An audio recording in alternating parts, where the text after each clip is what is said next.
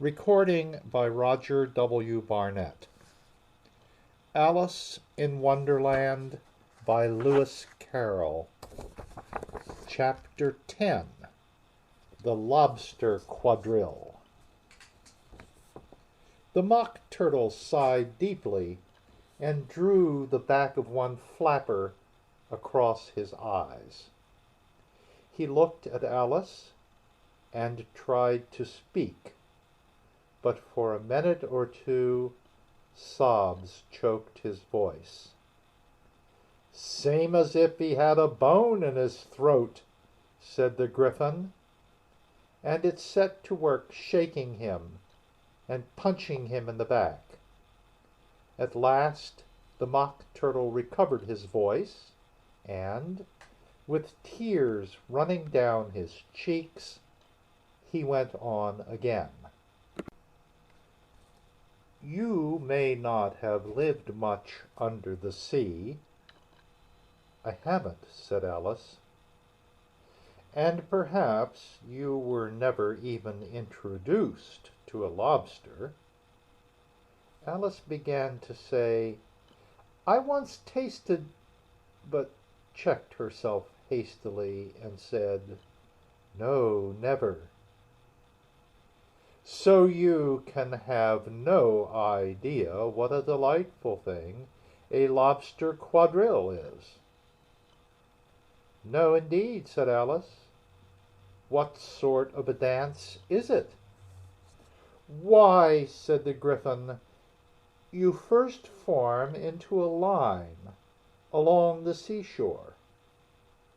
"Two lines!" cried the Mock Turtle. "Seals, turtles, salmon, and so on. Then, when you've cleared all the jellyfish out of the way—" "That generally takes some time," interrupted the Gryphon.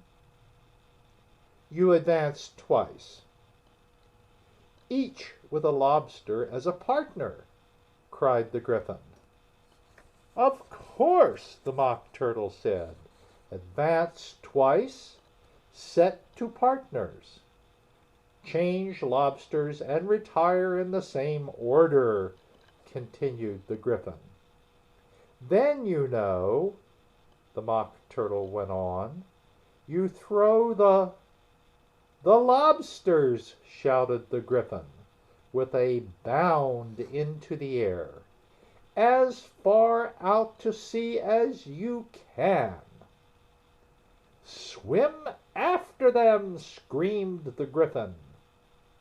"Turn a somersault in the sea!" cried the Mock Turtle, capering wildly about. "Change lobsters again!" yelled the Gryphon at the top of his voice. "Back to land again! And that's all the first figure," said the Mock Turtle, suddenly dropping his voice, and the two creatures, who had been jumping about like mad things all this time, sat down again very sadly and quietly, and looked at Alice. "It must be a very pretty dance," said Alice timidly. "Would you like to see a little of it?" said the Mock Turtle. "Very much indeed," said Alice. "Come, let's try the first figure," said the Mock Turtle to the Gryphon. "We can do without lobsters, you know. Which shall sing?" "Oh, you sing," said the Gryphon. "I've forgotten the words." So they began solemnly dancing around and round Alice, every now and then treading on her toes when they passed too close, and waving their forepaws to mark the time, while the Mock Turtle sang this, very slowly and sadly: "Will you walk a little faster? said a whiting to a snail. "There's a porpoise close behind us, and he's treading on my tail. See how eagerly the lobsters and the turtles all advance. They are waiting on the shingle. Will you come and join the dance? Will you, won't you, will you, won't you, will you join the dance? Will you, won't you, will you, won't you join the dance? You can really have no notion how delightful it will be when they take us up and throw us, with the lobsters, out to sea." But the snail replied, "Too far, too far," and gave a look askance.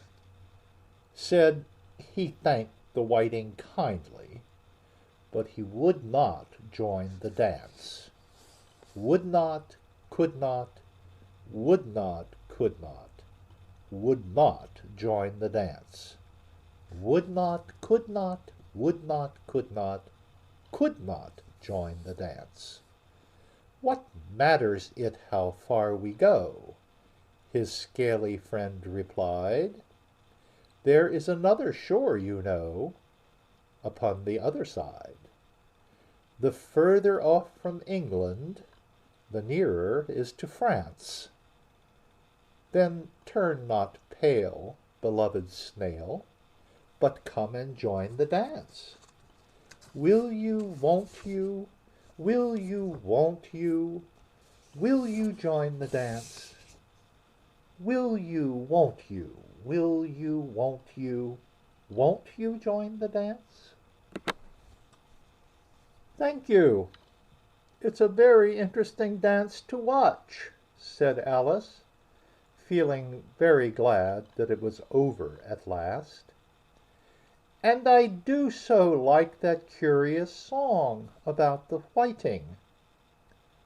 "Oh, as to the whiting," said the Mock Turtle, you've seen them, of course." "Yes," said Alice, "I've often seen them at She checked herself hastily. "I don't know where Din may be," said the Mock Turtle, "but if you've seen them so often, of course you know what they're like." "I believe so," Alice replied thoughtfully. "They have their tails in their mouths, and they're all over crumbs." "You're wrong about the crumbs," said the Mock Turtle. "Crumbs would all wash off in the sea. But they have their tails in their mouths, and the reason is—" Here the Mock Turtle yawned and shut his eyes. "Tell her about the reason and all that," he said to the Gryphon. "The reason is," said the Gryphon, "that they would go with the lobsters to the dance. So they got thrown out to sea. So they had to fall a long way. So they got their tails fast in their mouths. So they couldn't get them out again. That's all." "Thank you," said Alice. "It's very interesting. I never knew so much about a whiting before." "I can tell you more than that, if you like," said the Gryphon. "Do you know why it's called a whiting?" "I never thought about it," said Alice. "Why?" "It does the boots and shoes," the Gryphon replied very solemnly. Alice was thoroughly puzzled. "Does the boots and shoes?" she repeated in a wondering tone. Why, "What are your shoes done with?" said the Gryphon. "I mean, what makes them so shiny?" Alice looked down at them and considered a little before she gave her answer. "They're done with blacking, I believe. Boots and shoes under the sea," the Gryphon went on in a deep voice, "are done with whiting. Now you know." "And what are they made of?" Alice asked in a tone of great curiosity. "Soles and eels, of course," the Gryphon replied rather impatiently. "Any shrimp could have told you that." "If I'd been the whiting," said Alice, whose thoughts were still running on the song, "I'd have said to the porpoise, 'Keep back, please. We don't want you with us.'" "They were obliged to have him with them," the Mock Turtle said. "No wise fish would go anywhere without a porpoise." "Wouldn't it really?" said Alice in a tone of great surprise. "Of course not," said the Mock Turtle. "Why, if a fish came to me and told me he was going on a journey, I would say, 'With what porpoise?'" "Don't you mean purpose?" said Alice. "I mean what I say," the Mock Turtle replied in an offended tone. And the Gryphon added, "Come, let's hear some of your adventures." "I could tell you my adventures beginning from this morning," said Alice a little timidly, "but it's no use going back to yesterday, because I was a different person then." "Explain all that?" said the Mock Turtle. "No, no, the adventures first," said the Gryphon in an impatient tone. "Explanations take such a dreadful time." So Alice began telling them her adventures from the time when she first saw the White Rabbit. She was a little nervous about it just at first. The two creatures got so close to her, one on each side, and opened their eyes and mouths so very wide. But she gained courage as she went on. Her listeners were perfectly quiet till she got to the part about her repeating, "You are old, Father William," to the caterpillar, and the words all coming different. And then the Mock Turtle drew a long breath and said, "That's very curious." "It's all about as curious as it can be," said the Gryphon. "It all came different," the Mock Turtle repeated thoughtfully. "I should like to hear her try and repeat something now. Tell her to begin." He looked at the Gryphon as if he thought it had some kind of authority over Alice. "Stand up and repeat.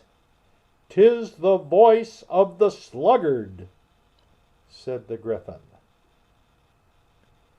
"How the creatures order one about, and make one repeat lessons," thought Alice. "I might as well be at school at once." However, she got up and began to repeat it. but her head was so full of the Lobster Quadrille that she hardly knew what she was saying, and the words came very queer indeed. "'Tis the voice of the lobster," I heard him declare. "You have baked me too brown. I must sugar my hair. As a duck with its eyelids, so he with his nose trims his belt and his buttons, and turns out his toes. When the sands are all dry, he is gay as a lark, and will talk in contemptuous tones of the shark. But when the tide rises and sharks are around, his voice has a timid and tremulous sound." "That's different from what I used to say when I was a child," said the Gryphon. "Well, I never heard it before," said the Mock Turtle, "but it sounds uncommon nonsense." Alice said nothing. She had sat down with her face in her hands, wondering if anything would ever happen in a natural way again. "I should like to have it explained," said the Mock Turtle. "She can't explain it," said the Gryphon hastily. "Go on with the next verse." "But about his toes," the Mock Turtle persisted. "How could he turn them out with his nose, you know?" "It's the first position in dancing," Alice said, but was dreadfully puzzled by the whole thing, and longed to change the subject. "Go on with the next verse," the Gryphon repeated impatiently. "It begins, 'I passed by his garden.'" Alice did not dare to disobey, though she felt sure it would all come wrong, and she went on in a trembling voice. "I passed by his garden and marked with one eye how the owl and the panther were sharing a pie. The panther took pie crust and gravy and meat, while the owl had the dish as its share of the treat. When the pie was all finished, the owl, as a boon, was kindly permitted to pocket the spoon, while the panther received knife and fork with a growl, and concluded the banquet." "What is the use of repeating all that stuff," the Mock Turtle interrupted, "if you don't explain it as you go on? It's by far the most confusing thing I ever heard." "Yes, I think you'd better leave off," said the Gryphon, and Alice was only too glad to do so. "Shall we try another figure of the Lobster Quadrille?" the Gryphon went on. "Or would you like the Mock Turtle to sing you a song?" "Oh, a song, please, if the Mock Turtle would be so kind," Alice replied, so eagerly that the Gryphon said in a rather offended tone, no accounting for tastes. Sing her turtle soup, will you, old fellow?" The Mock Turtle sighed deeply, and began, in a voice sometimes choked with sobs, to sing this: "Beautiful soup, so rich and green, waiting in a hot tureen. Who for such dainties would not stoop? Soup of the evening, beautiful soup. Soup of the evening, beautiful soup. Beautiful soup. Beautiful soup. Soup of the evening, beautiful, beautiful soup. Beautiful soup. Who cares for fish, game, or any other dish? Who would not give all else for 2 pennyworth only of beautiful soup?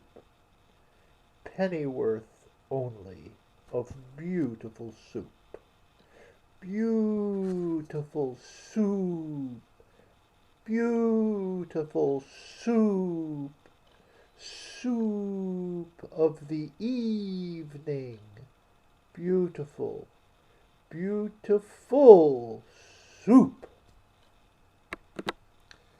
Chorus again, cried the Gryphon, and the Mock Turtle had just begun to repeat it, when a cry of "The trial's beginning" was heard in the distance. "Come on," cried the Gryphon, and, taking Alice by the hand, it hurried off, without waiting for the end of the song. "What trial is it?" Alice panted as she ran.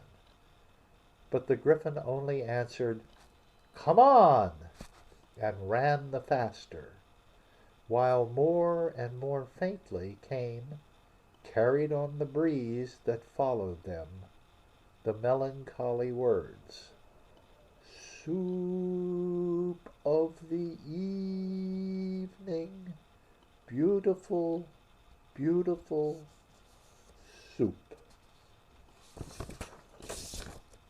End of chapter 10.